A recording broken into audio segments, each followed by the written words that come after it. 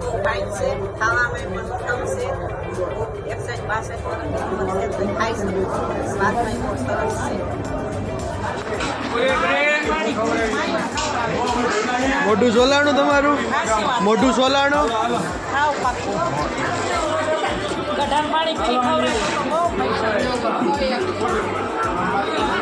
તો મોઢું સોલાતું નથી, આ પૂરી ખાઈ છે.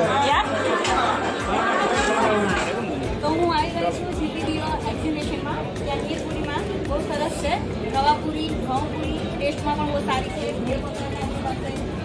પાણી પણ છે, બહુ સરસ છે. મીડિયમ અને એકદમ સ્વાદ, એકદમ ભરપૂર સ્વાદ છે. નાના બચ્ચા પણ ખાઈ શકે. તીખાશ પણ એટલી બધી નથી. પુદીનાનો બહુ ભરપૂર ટેસ્ટ છે એમાં.